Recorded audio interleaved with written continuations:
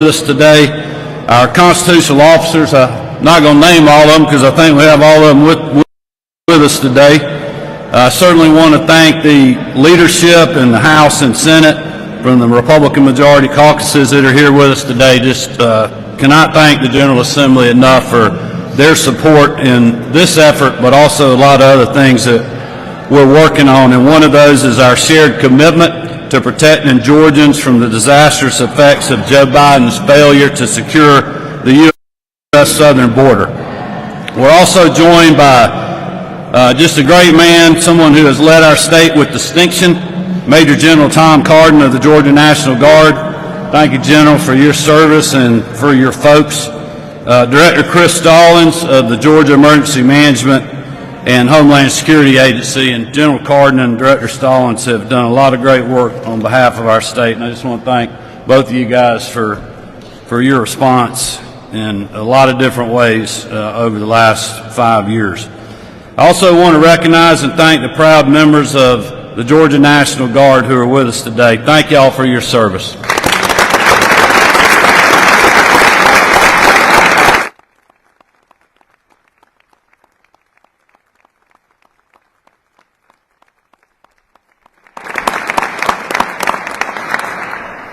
These men and women have served our state with distinction in so many ways, just over decades in our state, but certainly for my time in office with the COVID response, civil unrest, their service in country and certainly around the world has been just incredible. And we cannot thank you all enough, but also just want to thank your families back home that are supporting what you do every day. So we're grateful for that. Today, we reinforce our commitment to keeping Georgians safe, but also the right of states to defend themselves against threats when an administration in Washington is unwilling to step up and lead. After years of warnings from Republican governors like me across the country, and after record-breaking numbers of illegal crossings at the border and seizures of dangerous drugs, weapons, and violent criminals, no one can claim there is not a crisis at our southern border. And thanks to the failures of the White House, now every state in the country is a border state. If you think this is just about politics, then listen to these numbers, because numbers do not lie. 8.5 million illegal immigrants have crossed the border since Joe Biden took office. The Border Patrol arrested almost 250,000 people crossing the southern border in December alone, a new all-time high, up 13% from the previous record. 169 people on the FBI terror watch list were encountered at the southern border in fiscal year 2023 alone. This is an all-time high record. And as a result of the Texas Operation Lone Star efforts, they have seized 56,000 pounds of meth, over 458 million doses of fentanyl, and over $51 million in illegal currency. But they can only do so much in absence of any meaningful federal support. So the drugs, the gang members, and the human traffickers, they don't catch are headed to other states just like ours. Last year, the Georgia Bureau of Investigation was involved in 91 cases that included seizures of fentanyl. That's up 51% from prior year's numbers. Those figures don't include all the local law enforcement seizures of this dangerous drug. I've been speaking out on this issue for a long time, since before I took office and long before other people discovered it was an issue worth talking about. And that's why we've had continuous Georgia Guard presence on the border since 2019, the longest of any state. And it's why I was proud to stand alongside fellow governors not long ago in Eagle Pass, Texas, and reaffirm Georgia's commitment to helping secure our border when Joe Biden fails to act. To be clear, the crisis on the border is a national problem, and it demands a national solution. But if the Biden administration continues to fail the American people, then we have no choice but to step in. Therefore, I'm announcing today that in addition to the Georgia Guards minority stationed at the border, We will send reinforcements to Texas this spring who will assist with the construction of a forward command post on the border with Mexico.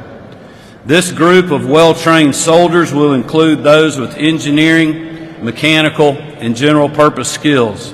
Their contributions will be outlined by the official request made by the Texas Guard to our own Guard and to Director Stallings at GEMA. So I want to again thank General Cardin and Director Stallings again for their leadership and their good work in helping us prepare for this deployment. Let me close by saying that this is not a partisan issue. You heard the numbers for yourself. This is a public safety and a humanitarian crisis caused by Joe Biden's failure to act. The crisis is ruining lives, families, and whole communities overrun by the challenges it brings. Well, while Joe Biden may not be willing to act, we will.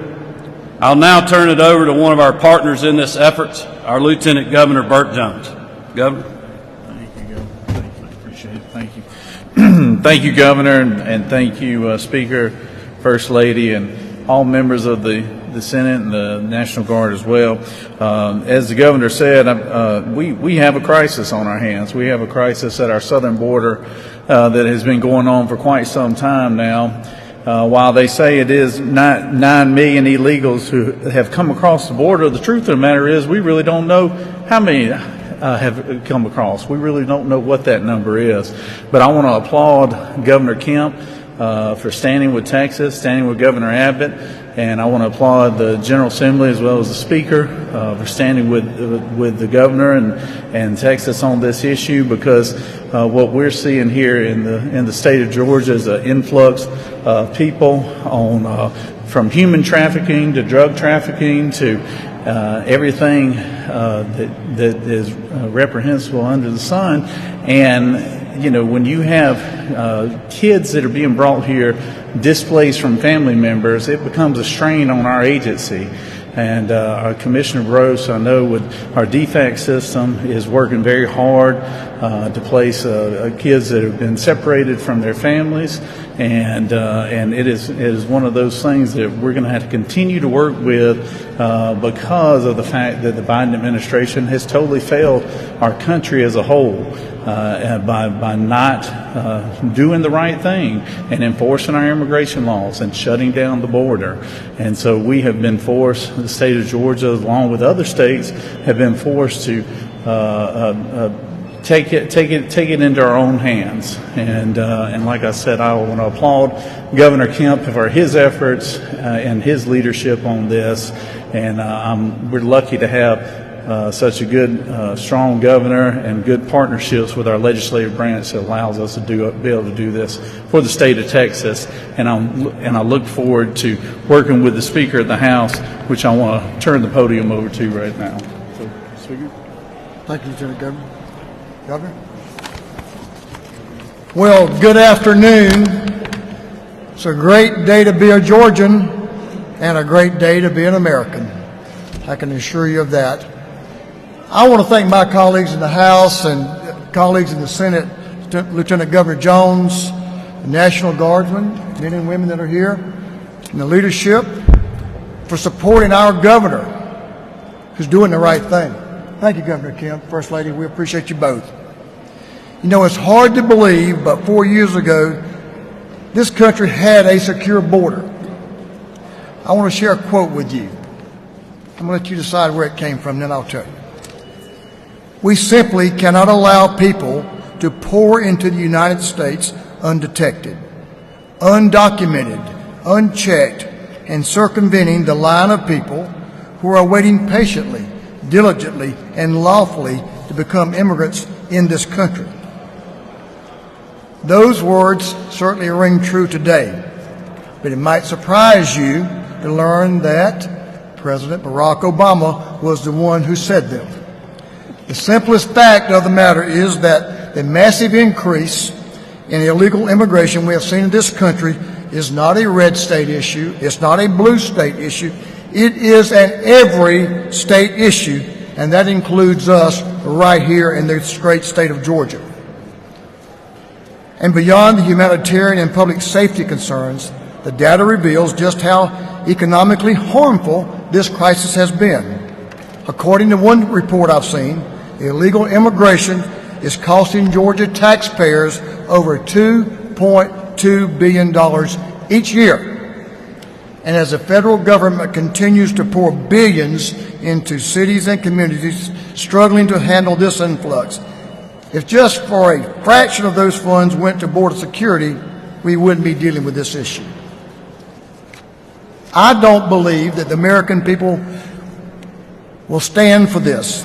The people of Georgia will not stand for this. And the Georgia House will not stand for the lawlessness and chaos going on at our southern border any longer. That's why today the House was proud to pass House Resolution 1019. Two of my colleagues, one was a sponsor, one was a huge supporter. Chairman Stephen Sains, the sponsor. My dear friend, Chairman Rick Jaspers, was a huge supporter. House Resolution 1019 affirms our support for the state of Georgia and for Governor Kemp to engage in this crisis, send support and resources to Texas to help stop this massive flow of illegal immigration into our country. Governor Kemp, we've got your back. And under your leadership and with the support of the Georgia House and Senate, our state will continue to stand strong against illegal immigration and for legal immigration in this state and this country. Governor Kemp, I'll return the podium to you. Well, thank you, Speaker. Thank you for your support. Thank you, Lieutenant Governor Jones, or members of the General Assembly that are with us. And again, thank you to Director Stallings, General Cardin, and our men and women, our National Guard. We'll open it up for a few questions.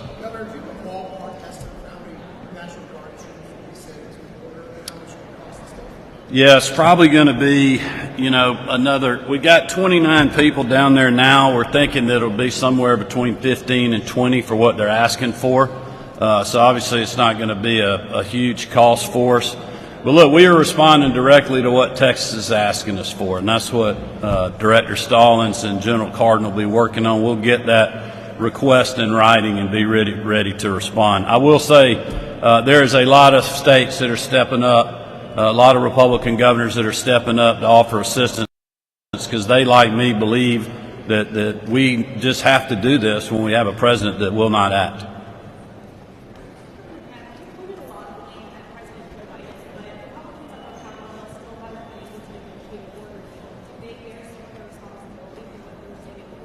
Well, first of all, I'll say, look, it's divided government in Washington, D.C., and like I said in an interview over the weekend, the Congress, I think, had a bad week. One house is controlled by Republicans, the other by Democrats, but the president had a bad week too. But I would remind you of what I said over a year ago at the World Economic Forum when I was on a panel with Senator Manchin, Sinema, and Coons. And I said, they were telling me that they were working on this bipartisan border bill. And I said, look, that's great. But while you're doing that, and by the way, you've been doing that for the last 10 or 20 years, it seems like. While you're doing that, just secure the dang border. The president can do that. He has governors. He has the National Guard, a lot of other state resources. People would love to respond if he would just ask us. I mean, over a year ago, Republican governors went to the border talking about the same issue that we are dealing with, these same problems with fentanyl, with all these other issues that even blue city mayors, Democratic mayors around the country are complaining about. He undid so many things that were actually working at the border his first week in office. And now he's having to play political catch up and trying to blame Republicans because, one bill didn't pass in a divided Congress. But to me, the buck stops with him. He knows what he can do. He knows what he can change. And we stand ready to help him do that if he simply will. So he shouldn't be blaming this on Congress. Look, I hope they keep working on trying to get something done. I think that would be good for the country. But in the meantime, there's still resources to secure the border. And this whole idea of, there's no money out there, the federal government reimbursed the states almost $800 million last year for having to deal with this crisis. So why not put those resources into stopping the crisis at the border to start with? There was an article about the city of Denver.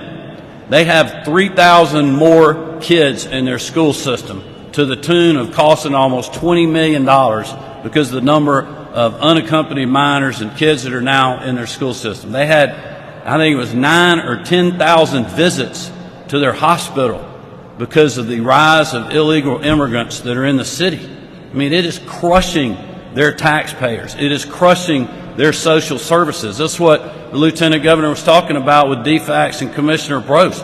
You think about these unaccompanied children, they are going to end up in our social service system. And it's going to be the Georgia taxpayers that are having to pay for it because we have a president that will not act at the border. Mr. Governor, do you believe that people who are claiming asylum are illegal immigrants, or do you think the United States should refuse to accept people who are claiming asylum? Well, I think that we have laws on the books to deal with those things. There's other things and executive orders that the president could do. These things have been done in the past, so there's plenty of precedent out there to do these things where you can control. Look, I support legal immigration to our country. When we were at Eagle Pass the other day, 2 weeks before we went down there, thousands of people in the gully or the gulch or whatever they call this park that they have down there. We went down there because of what Texas had done. There was nobody in the park but National Guard people and Texas state law enforcement officers because they had shut the border down.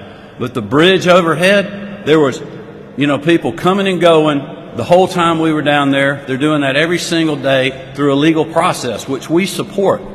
We are talking about people that are coming here illegally into our country and overrunning our systems. So we need a picture of what this is going to look like with our National Guardsmen there, because what this has been reported on largely is that the Texas police and any other law enforcement agencies there have been moving aside border patrol agents and people trying to cross and stuck in the blazing wire. What are our National Guardsmen going to be doing out there? Take the picture first if you can in terms of setting up the command post as described. What does this look like with about 40 people? Well, I would say that, we're going to be doing engineering, kind of setup type work. So, our National Guard's not going to be going and arresting people. We don't have those powers. We'll leave that up to the Texas authorities. So, if you will, we're going to be there in support and helping them build a command post. If y'all know more details than that before getting this in writing, you got anything else other than that? Or? Just simply say, our response to Texas is going to be at their request. Whatever they're going to need from us, I would describe our service as more of wraparound services, which will be in support of their forward-facing mission, and our job will be to support them, to stand ready. Of course, Major General Tom Cardin and his team will always respond as needed with manpower, but more specialty needs in the area, as the governor mentioned, in providing shelter, structure, those type situations. And I would just add, too, that in the past, I think one thing I learned when I went to the border, when we had a team down there that was they were helping the Border Patrol service their vehicles. If they got torn up, they would fix them. If they need servicing, oil change, new tires, whatever, they would fix them. They were doing surveillance work. We were flying, helicopter missions, locating folks.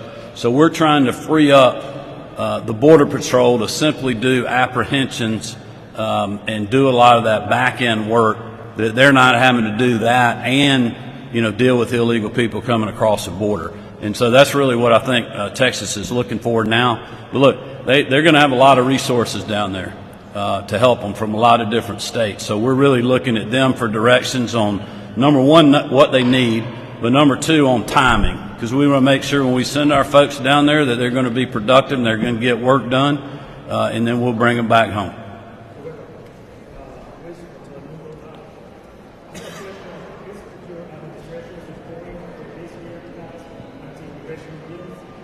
Say that again, I'm sorry.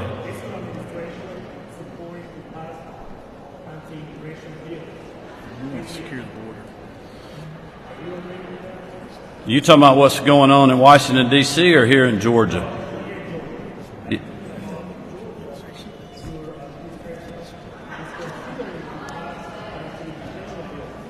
Yeah, I'll let the legislative leaders speak to any piece of legislation, our focus has been budget-driven and working through Director Stallings and the National Guard. Last question.